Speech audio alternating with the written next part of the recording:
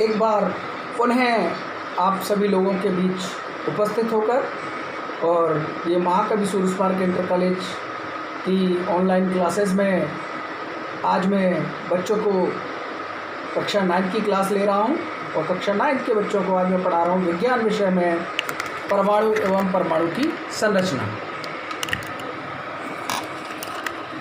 देखिए, आज का ये जो टॉपिक है बड़ा ही इंटरेस्टेड टॉपिक और बहुत ही आनंददायक टॉपिक। बच्चों को इसे पढ़ने में काफ़ी आनंद आएगा और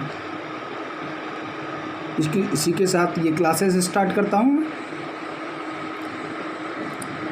सबसे पहले हम बात करेंगे परमाणु की कि परमाणु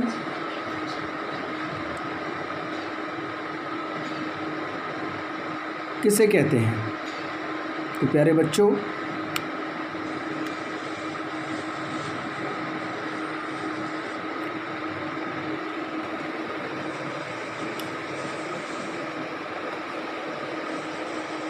परमाणु एवं परमाणु की संरचना,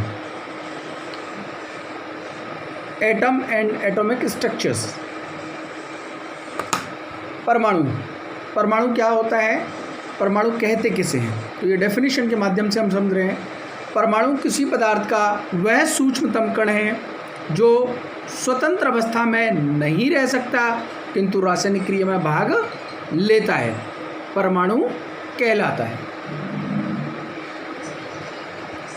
इस परिभाषा से हमें ये समझ में आया कि परमाणु स्वतंत्र अवस्था में नहीं रह सकता, लेकिन बाद में रदरफोर्ड, जे थॉमसन आदि वैज्ञानिकों ने बहुत सारी रिसर्च की और बाद में एक निष्कर्ष ज्ञात हुआ कि परमाणु अविभाज्य कण नहीं है, अतः इसे 3 भागों में तोड़ा जा सकता है।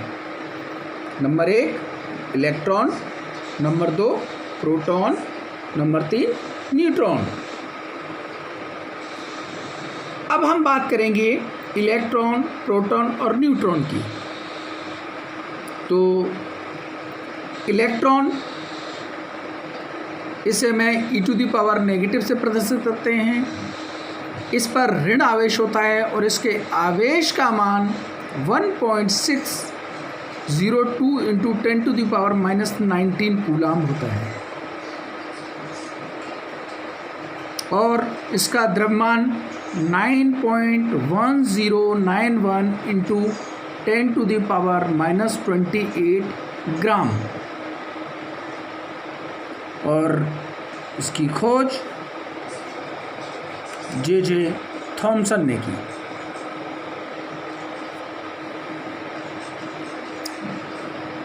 नंबर 2 बात करते हैं हम प्रोटॉन की।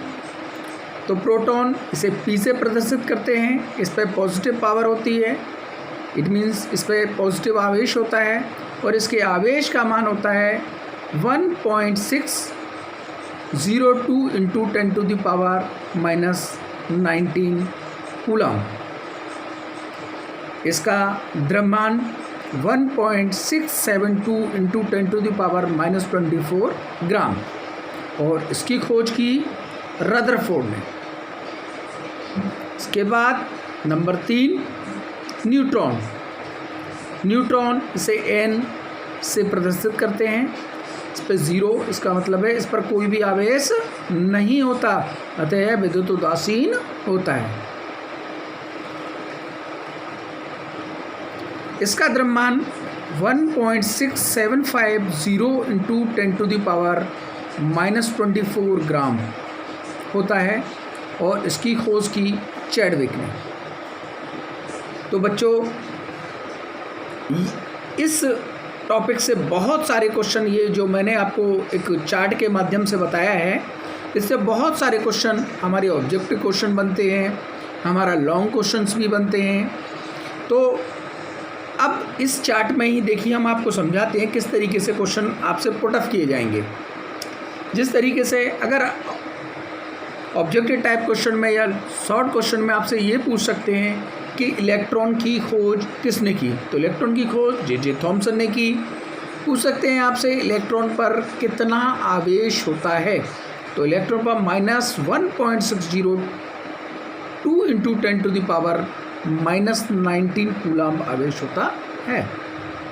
इसी तरीके से आपसे क्वेश्चन किया जा सकता है कि प्रोटॉन की खोज किसने की, तो आप आराम से बता सकते हैं कि प्रोटॉन की खोज रदरफोर्ड ने की। और इस पर आवेश का मान कितना होता है, पॉजिटिव 1.602 इंटू 10⁻⁻19 कूलम्ब। इसी तरीके से आपसे पूछा जा सकता है कि न्यूट्रॉन पर कैसा आवेश होता है, तो आप कहेंगे न्यूट्रॉन पर कोई आवेश नहीं होता, अतः न्यूट्रॉन उदासीन होता है। और इसकी खोज चैडविक ने की। ठीक है बच्चों। अच्छा, कभी कभी इस क्वेश्चंस को वो चेंज करके आपसे इलेक्ट्रॉन, प्रोटॉन और न्यूट्रॉन के गुण भी पूछ सकता है, तो आप लोग इसी चार्ट के माध्यम से उनके गुण भी बता सकते हैं।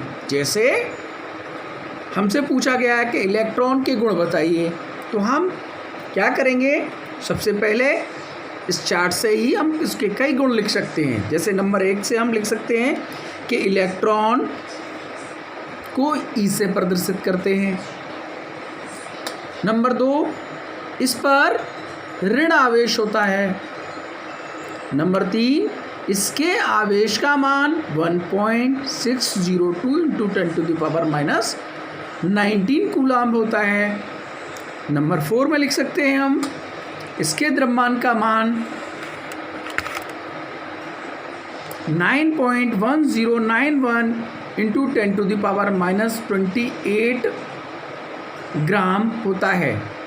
और इसकी खोज जे थॉमसन ने की थी। साथ में ही एक लाइन और लिख सकते हैं हम कि परमाणु के बाहरी कक्षाओं में इलेक्ट्रॉन उपस्थित होते हैं। वैसे ही हम प्रोटॉन की बात करें तो ऐसे ही हम प्रोटॉन के बारे में भी लिख सकते हैं, उनके गुणों के बारे में, और इसी प्रकार से न्यूट्रॉन के गुणों के बारे में भी लिख सकते हैं। अब बात करते हैं हम परमाणु संख्या अथवा परमाणु क्रमांक। परमाणु संख्या अथवा परमाणु क्रमांक किसे कहते हैं? इन्हें कहते हैं हम एटॉमिक नंबर। किसी तत्व के परमाणु के नाभिक में उपस्थित प्रोटॉनों की संख्या को उस तत्व का परमाणु क्रमांक कहते हैं। अतः आप जानते हो कि परमाणु के नाभिक में प्रोटॉन और न्यूट्रॉन पाए जाते हैं और बाहरी कक्षाओं में इलेक्ट्रॉन पाए जाते हैं। तो डेफिनेशन कह रही है कि परमाणु के नाभिक में प्रोटॉन की जितनी संख्या होती है, इट मीन्स जितने प्रोटॉन होते हैं उतना ही हमारा परमाणु संख्या या परमाणु क्रमांक होता है। अब ये एक इसी डेफिनेशन से ये सूत्र बनाया गया है कि परमाणु क्रमांक बराबर प्रोटॉन की संख्या बराबर कक्षाओं में उपस्थित इलेक्ट्रॉन की संख्या। अतः कहने का तात्पर्य है कि परमाणु क्रमांक जितना होगा प्रोटॉन की संख्या भी उतनी ही होगी और कक्षाओं में उपस्थित इलेक्ट्रॉन की संख्या भी उतनी ही होगी।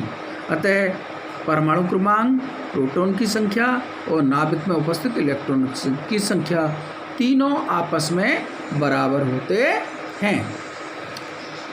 इस सूत्र के माध्यम से हम बहुत सारे न्यूमेरिकल क्वेश्चंस करेंगे, क्योंकि आपको न्यूमेरिकल क्वेश्चन में कभी कभी दे दिया जाता है, आपको प्रोटॉन की संख्या दे सकता है तो आपसे परमाणु क्रमांक और इलेक्ट्रॉन की संख्या पूछ सकता है, तो आप आसानी से बता सकते हैं कि जितने प्रोटॉन की संख्या है परमाणु क्रमांक और इलेक्ट्रॉन की संख्या भी उतनी ही होगी।